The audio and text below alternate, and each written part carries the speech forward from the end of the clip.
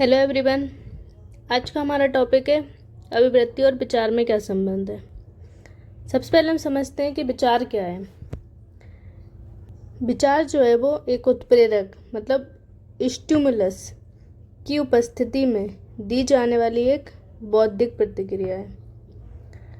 इसको हम सरल भाषा में समझते हैं कि जो विचार है हमारे मन की एक प्रक्रिया होती है जिसमें हम किसी विषय के बारे में, किसी घटना, समस्या के बारे में सोचते हैं, विश्लेषण करते हैं और उसकी कल्पना करके हम जो निर्णय लेते हैं उसे हम क्या कहते हैं, विचार कहते हैं। ये एक मानसिक प्रक्रिया है। अब जो हमारे विचार हैं वो अलग अलग प्रकार के हो सकते हैं, जैसे कि तर्कशील विचार मतलब लॉजिकल विचार, किसी के क्रिएटिव विचार हो सकते हैं, किसी के नेगेटिव पॉजिटिव हो सकते हैं और किसी के भावनात्मक विचार भी हो सकते हैं। अब हम देखते हैं कि विचार जो है वो हमारे एटीट्यूड पर कैसे प्रभाव डालता है। सबसे पहले तो मैंने आपको पहले पढ़ा था कि जो हमारा एटीट्यूड है वो 3 चीज़ों से मिलकर बना है। कॉग्निटिव मतलब संज्ञानात्मक, और बिहेवियर मतलब भावनात्मक, और अफेक्टिव ये भावनात्मक है और ये व्यवहारात्मक है।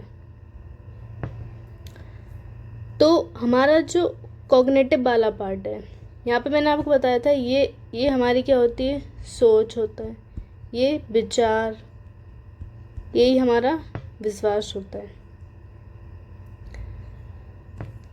तो जब हमारी सोच और विचार होते हैं वही हमारा क्या एटीट्यूड बनाते हैं।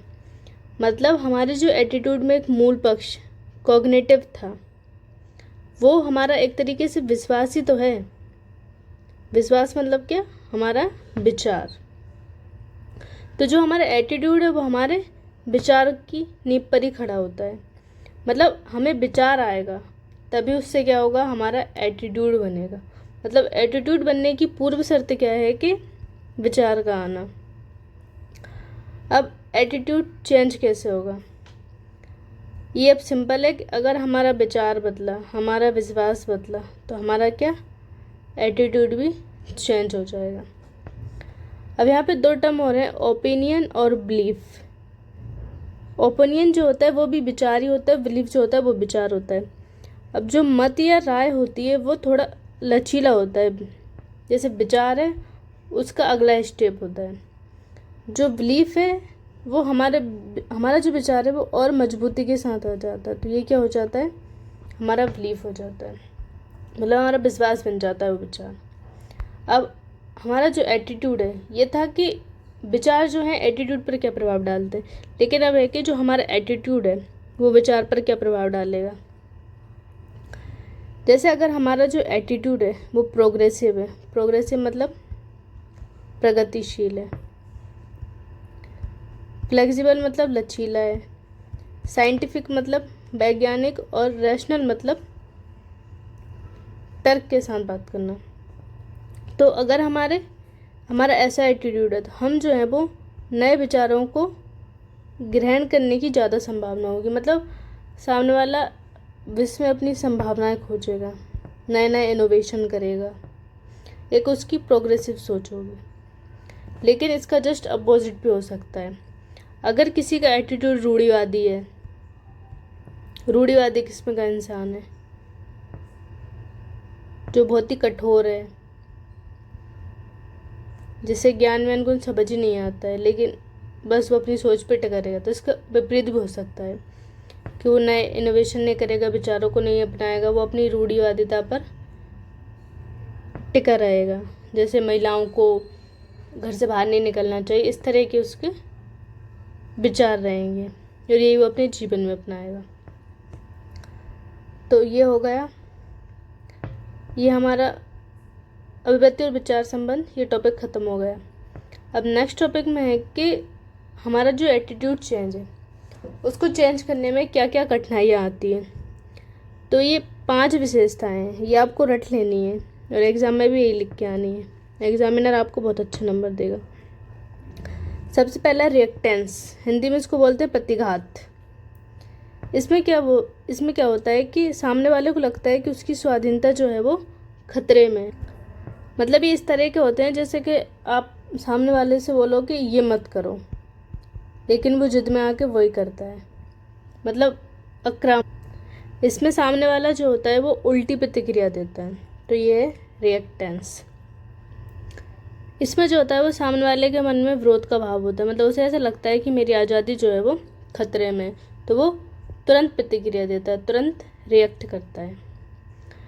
दूसरा है फॉर वार्निंग, मतलब पूर्व चेतावनी। इसका मतलब है कि सामने वाले को जो है वो पहले से एहसास हो जाता है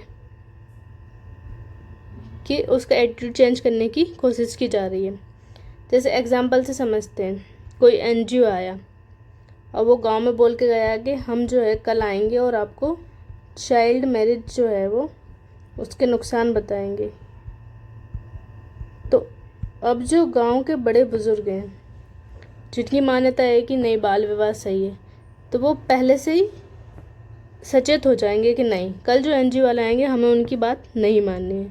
तो ये हो गया पूर्व चेतावनी। मतलब इस कंडीशन में हमें एटीट्यूड चेंज करना थोड़ा मुश्किल हो जाता है या फेल हो जाता है। तीसरा है सिलेक्टिव अवॉइडेंस, चयनात्मक परिहार। मतलब इसमें सामने वाला जो है ना प्रभावित करने वाले के तर्कों से दूरी बनाता है। मतलब जो एटीट्यूड चेंज करने की कोशिश कर रहा है, तो वो जो सामने वाले तर्क दे रहा है उनसे क्या करेगा, दूरी बनाएगा, मतलब उनको थोड़ा इग्नोर करेगा।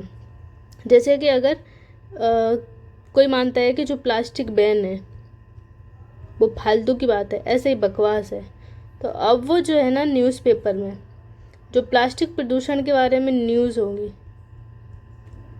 उनको नहीं पढ़ेगा, मतलब सिलेक्ट करके चीज़ें पढ़ेगा। तो ये होगा सिलेक्टिव अवॉइडेंस। चौथा है बाइस्ड असाइमिलेशन, मतलब पक्षपातपूर्ण सातवीकरण। इसमें जो एटीट्यूड चेंज करने की कोशिश कर रहा है सामने वाला उसी व्यक्ति पर शक करने लगता है। जैसे अगर कोई अखबार में सरकारी भ्रष्टाचार की खबर पढ़ता है तो सामने वाला कहेगा ये तो विपक्ष का प्रोपोगेंडा है, मतलब ये लोग करते हैं। तो ये होगा बाइस्ड असाइमिलेशन।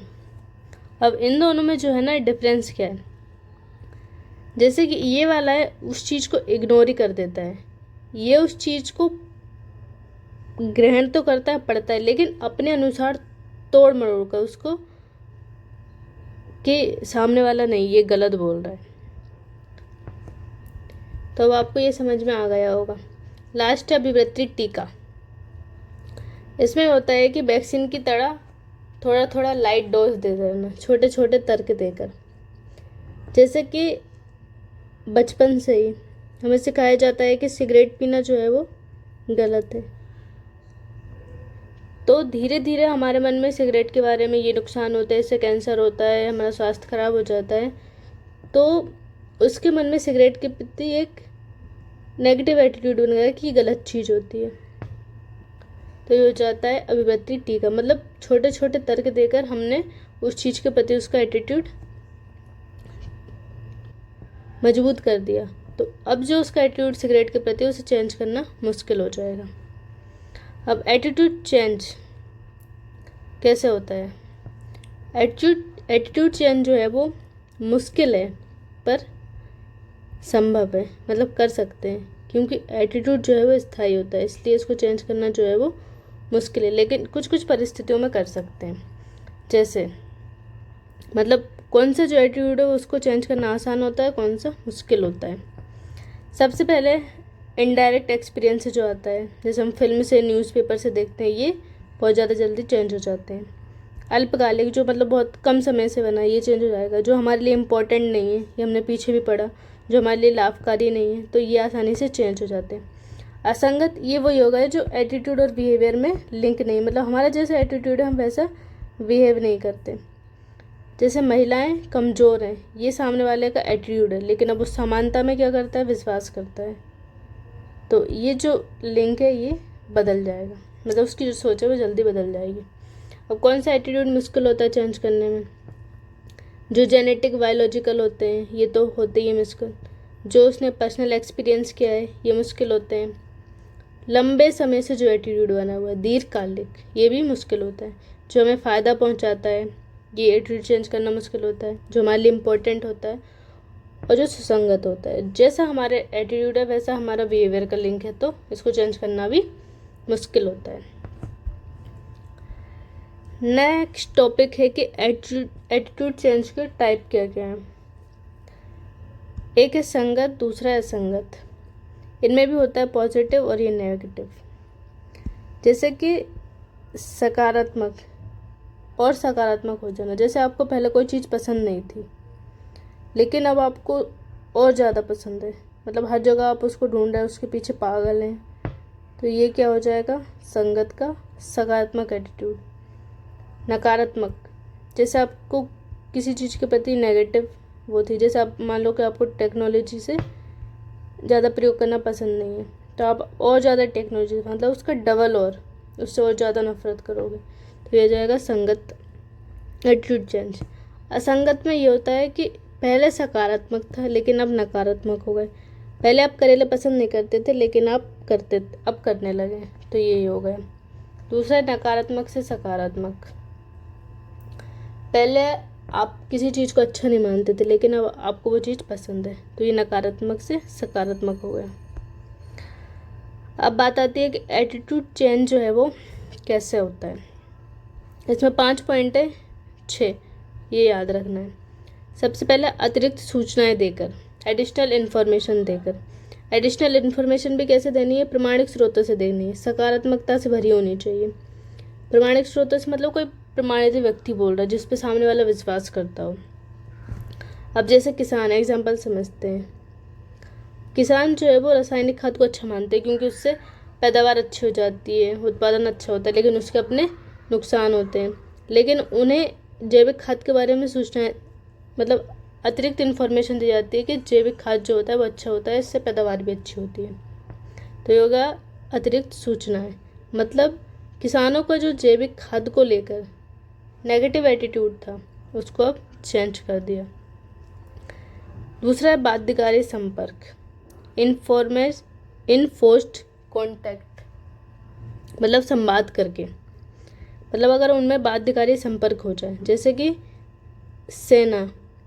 अब जैसे कि अलग अलग वर्ग के लोग हैं, अब वो अपने यहाँ जब सामाजिक माहौल में रहे तो वो एक दूसरे वर्ग के प्रति उनका एटीट्यूड जो है वो नेगेटिव होता है। लेकिन जब सेना में जाते हैं तो सभी जाति और धर्म के व्यक्ति क्या होते हैं, एक साथ रहते हैं। वहाँ उनमें क्या जाती है, भाईचारे की भावना है। वहाँ पे कोई वर्ग नहीं चलता, कोई जाति नहीं चलती, सब एक भाव से देश की सेवा करते हैं और साथ साथ रहते हैं एक भाईचारे की तरह। दूसरा, भूमिकाओं में परिवर्तन हो जाए, रोल चेंजिंग। जैसे कि अक्सर पुरुष जो होते हैं वो बाहर काम करते हैं, महिलाएं जो होती है वो घर काम करती हैं। तो पुरुष जो होते हैं महिलाओं से बोलते हैं कि आप दिन भर घर रहते हो तो मतलब क्या काम करते हो। तो अगर एक दिन पुरुष को बोला जाए कि आप घर रहो, आप जो हम लेडीज़ घर पे काम करते हैं आप वो करो और महिलाएं ऑफिस जाएं, तो अब जो उनका पहले एटीट्यूड था और जो अब है तो वो क्या हुआ, चेंज हो जाएगा। मतलब उनका जो भूमिकाओं पर रोल चेंजिंग कर दिया, मतलब पहले जो महिलाएं काम कर रही थी वो अब पुरुष करें, तो इससे क्या होगा, एटीट्यूड चेंज हो जाएगा। चौथा है चेंज इन ग्रुप सिचुएशन। अगर आप अपना ग्रुप चेंज कर दें, जैसे स्कूल में आपका दूसरा ग्रुप था लेकिन कॉलेज में आके और दूसरा बन गया, तो वहाँ का आपका जो एटीट्यूड था और वो यहाँ का वो चेंज हो जाएगा। अगर ग्रुप में आपकी पोजीशन चेंज हो जाए, अगर सामने वाले पे कोई जिम्मेदारी आ जाए, तो पहले जो वो अपना टाइम ख़राब करता था या ज़्यादा जिम्मेदार नहीं था तो वो क्या हो जाएगा, जिम्मेदार बन जाएगा। पांचवा परसुएशन, इसको हम, ये हमारा पूरा टॉपिक है, हम इसको पढ़ेंगे। परसुएशन का मतलब होता है किसी को समझा बुझाकर, मतलब उस चीज़ के बारे में उसका एटीट्यूड चेंज कर देना। जैसे कि स्वच्छ भारत अभियान है तो ये हमें परसुएट ही करता है सफाई के लिए कि सफाई अपनाना चाहिए क्योंकि इससे बीमारियाँ होती है, तो एक तरीके से हमें उसके प्रति बता रहा है, परसुएट कर रहा है। चौथा है पर्सनालिटी चेंज। अगर किसी का अपना इंटरेस्ट चेंज हो जाए, अगर किसी में परिपक्वता ही आ जाए या ज़िम्मेदार हो जाए, अगर कोई व्यक्ति एक्सट्रोवर्ट टू इंट्रोवर्ट हो जाए, मतलब पहले बहिर्मुखी था अब अंतर्मुखी हो जाए, लेकिन जो अंतर्मुखी है उसको बहिर्मुखी होना ये मुश्किल होता है, लेकिन जो इंट्रोवर्ट है वो एक्सट्रोवर्ट हो सकता है। तो ये सारे पॉइंट थे, आई होप आपको समझ में आ गए होंगे। अब कल हम पढ़ेंगे परसुएशंस, और हम 1-2 दिन में इस टॉपिक को ख़त्म कर देंगे। इसके बाद हम एटीट्यूड के जितने भी PYQ आए हुए हैं उन सबको यहीं लिखेंगे 2013 से 2024 तक। तो धन्यवाद, खुश रहिए, मस्त रहिए, जय हिंद।